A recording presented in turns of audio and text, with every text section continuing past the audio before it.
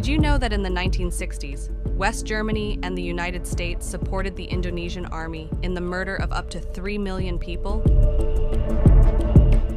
Peasants, students, workers, and feminists throughout Indonesia were picked up by the military and executed.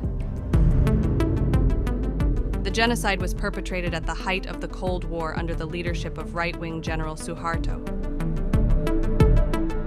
West Germany's archives prove that the West German government knew from the outset of the massacres. Even more chilling, the documents show that West Germany, together with the US, consciously supported this genocide, politically, militarily, and financially. Today, Indonesia is a reactionary, right-wing country, and the reason traces back to the genocide of 1965. So what really happened, and why did the West consciously support one of the most violent massacres of the 20th century?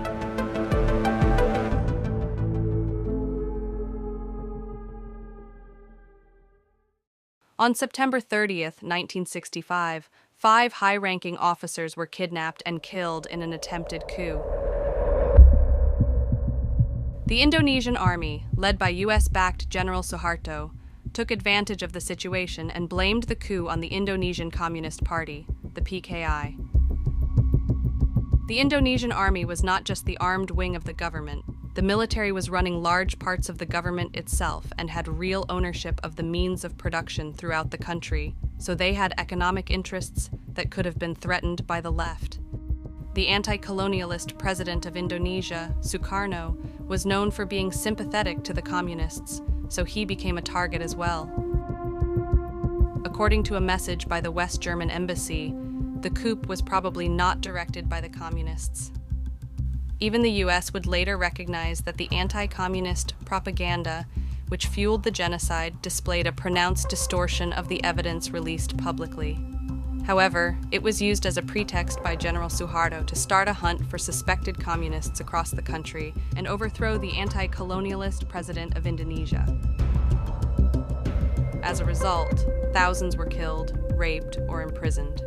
Anyone accused of being affiliated with leftist politics could be arrested, and the Indonesian army was in such a hurry to kill communists that they had to request weapon supplies. And from whom did they request them? The West.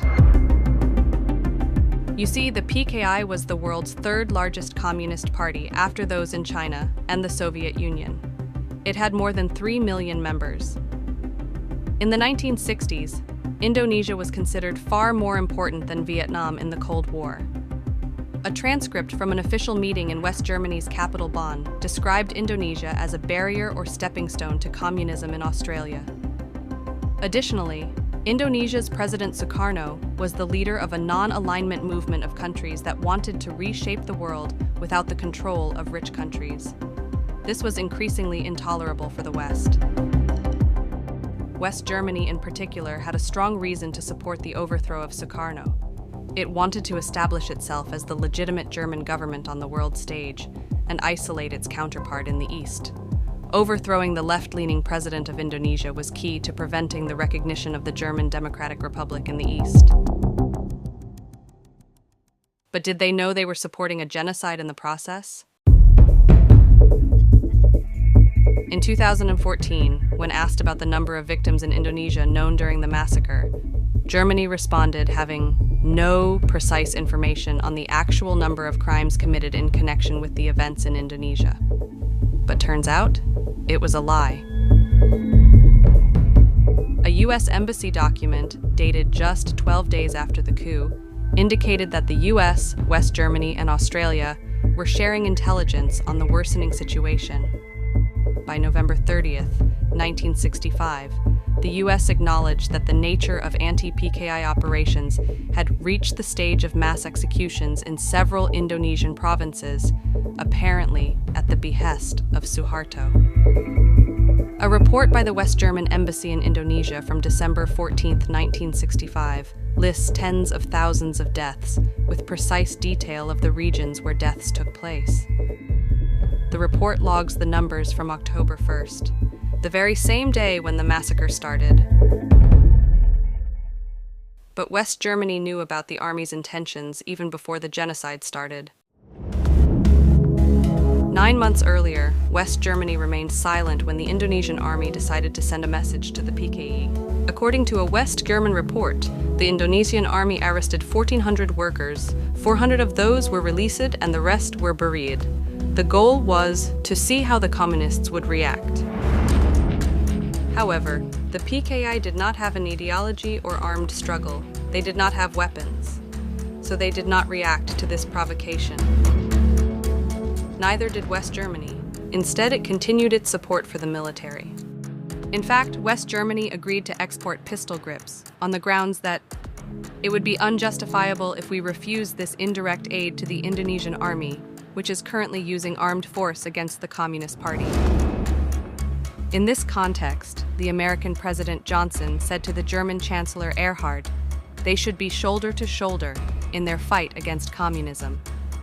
All the crimes committed in Indonesia were in the interest of Western anti-communism. But do you know what is anti-communism's best friend? Fascism. When Germany lost World War II, former Nazi officials left the country and escaped to South America, but some found refuge in Indonesia, where anti-communist views were widespread among the elites. In fact, all of West Germany's ambassadors in Indonesia between 1952 and 1970 made their careers during the Nazi regime. One of them, Ambassador Wirtz, knew the real intention of the Indonesian army, not only to reprimand the perpetrators of the alleged coup, but to crush and destroy the Indonesian Communist Party. The language used by the German ambassador is telling, ausgerottet, meaning exterminated, a specific term used by the Nazis.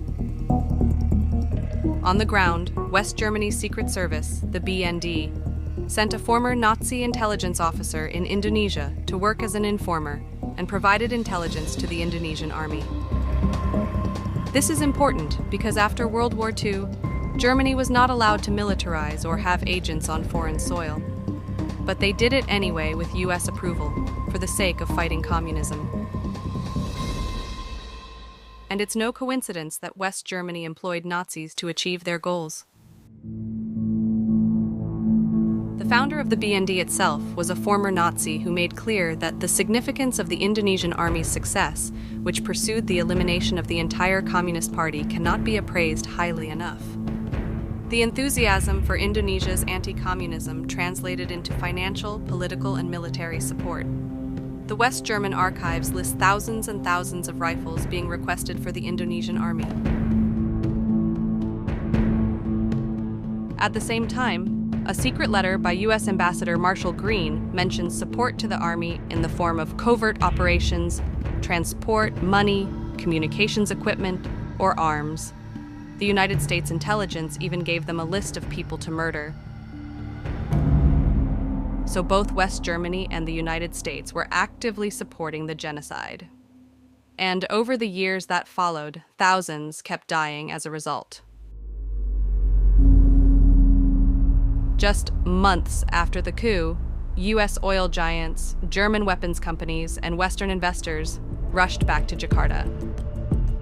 Ironically, the Federal Foreign Office wrote that a government has come to power in Indonesia which is willing to cooperate with the free world. General Suharto became the country's dictator for the next 30 years. Indonesia would be considered one of the most important allies of the West in the Cold War. The crucial thing is this.